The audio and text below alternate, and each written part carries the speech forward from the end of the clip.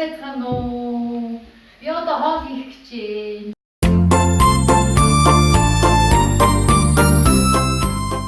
Би өнөөдөр та бүхэндээ лентил буюу ногоон шош орсон нэгэн салаатыг хэрхэн хийхийг үзүүлье. Саяхан би энэ хоолыг, энэ салаатыг хэрхэн яаж хийхийг нэгэн сэтгүүл дээрээс энтхийн нэг сэтгүүл дээрээс хараад надад орж байгаа орцсон таалагдаад тэгээ би туршиж хийж үзсэн. Тэгсэн чинь надад болон манай гэрээхэнд их таалагдсан.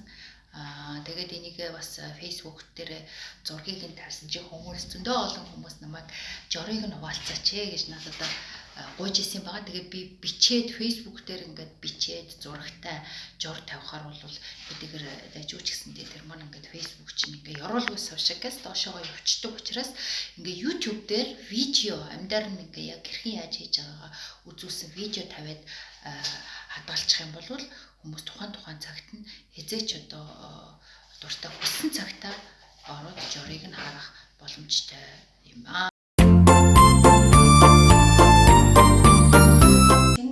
Ногоон шош. Тэгээ би ногоон шошоо зүгээр усанд 20-ын заавраар нь 20-25 минут чанчдаг. Тэгээ ногоон шошоо би өчигдөр ингээд чанаад бэлтцсэн байсан. Чанаад усыг нь шүүгээд ингээ гаргах чинь 250 г. Тэгээд өөр нэг орох юм болохоор зэрэг хамгийн гол одоо орох зүйл болохоор зэрэг ногоон шош. Тэгээд энэ селери гэдэг те би селериг өөрөө ингээд том уртай навчийг нь салгаад угаагаад бэлтцсэн. Тэгээд эднэрийг ингээд хэрчин. Зүгээр л нарийн хэрчин.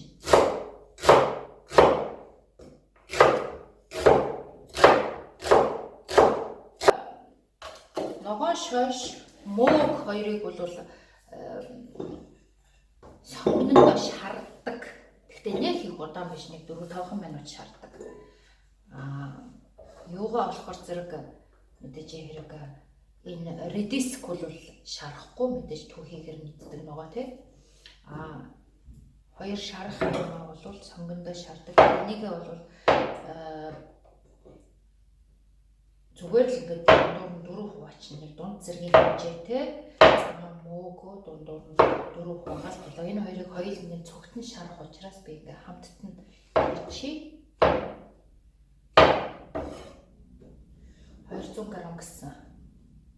Тэгээ ийм улаан сонгон нэг ширхгийг хийж өгнө. За улаан сонгоноо хэрчин. Тэгээ улаан сонгоноо оливын тоснд шараад ногоон шошийг бол ойрох дорны ард иргэд ард түмэн бол хоолндоо хөргөн хэмжээгээр хэрэгэлдэг. Махыг болохоор маш их уурагтай ногоо гэдэг. Ногоон шош юм уу ер нь альва шош нөгөө бинс гэж үстэй тий. Янз янзын шошнуудыг идээд авах юм бол заавал одоо мах идэх шаардлагагүй тийм махтай дүүцэх хэмжээний ихэнх уурагтай ногоо гэдэг. Тэгээ бас энэ эрүүл мэндэд их сайн гэж байгаа. Тэгэхээр зэрэг дотроо маш их эслэгтэй учраас хүний бүхэн хатгалтаас сэргийлнэ. Мөн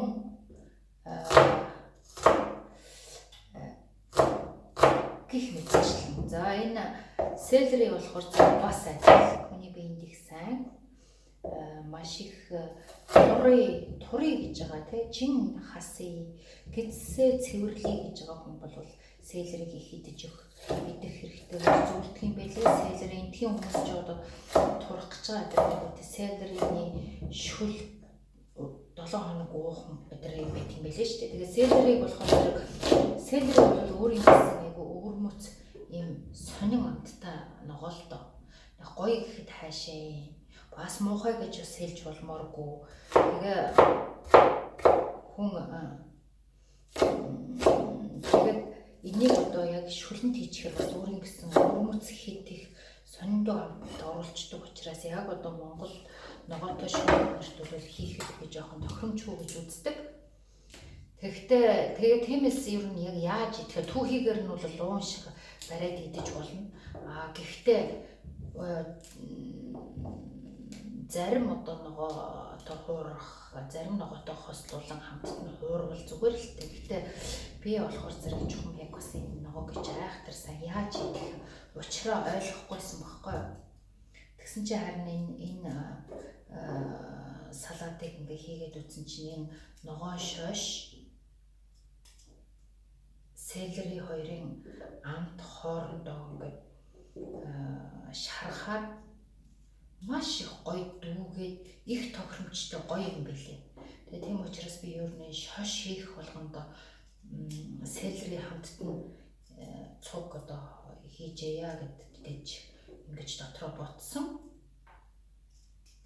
За тэгээ редиск байна. Тэгээ редиск бол та бүхэн мэдж байгаа зөвхөн салаатанд хийдэг. Энэ зөвхөн хавар яг энэ одоо редискний сезон болчоод байна. Одоо нэг 1-2 сар гарч байж байгаа л тэгэл байхгүй болчдөг. Одоо хадгалж болохгүй түүхийгээр мэддэг ийм ногоо жоохон гашуутар одоо битэр гэдэг чинь гашуутар дуу амттай. Тэгээ одоо энийг би ингээд ажлаа одоо нэг угаана. Би гэхдээ энэ дээр ингээд та бүхэнд жорыг нь хуваалцсан, тэрэн дээр бичээд гарган тэр жорн дээр бол 4 хүний жор байх шүү. Би болохоор 2-3 хүний ихээр арай жоохон багаар хийчих яа. Тэгэхээр манай хүүхд мэдээж энийг идэхгүй ш. Анар жимсээ янзлыг цэвэрлэе. Энд 4-ний порцент 80 г-аар анар жимс ордог гэсэн. 80 г цайг жоохон нэг анар жимснээс л нэг анар жимс бүтнээрээ ч баг ордог юм билээ. Одоо энэ хайруулын тавган дотроо тосоо хийж халаагаа тосноо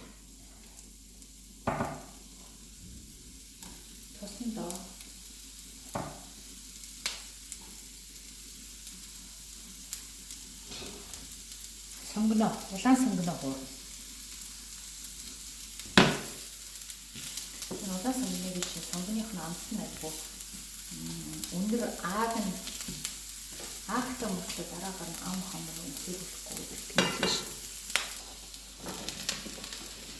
Тэгээ селери цагаан мөөх юм дөө. Одоо ингээд жоохон 5 минут болгоно. Хүч чадахгүй хэд хүчтэй галтай доор төлөвлөн. Тийм учраас энийг хийгээд жоохон галаа зөөлрүүлээд хал дээр нь зургаас дуулгаад би 3 дээр болгочихлоо. Тэгээд жоохон ууранд нь болгохын тулд цагийн тавиад өгч. Бас хугацаагаа 5 минут өгч. Ингээд жоохон таглаж. Одоо сүмсээ бэлтгэе. Сүмсээ бэлтгэхдээ оливын тоос, ногоон лимонны шүүс, үрсэн цагаангаа, зүгийн бал, давса бүгднгээ нийлүүлээ сайхан хутгана. Ийм хутгахдаа заавал гараараа хутгаараа битгий цахилгаан миксер ашиглаарай.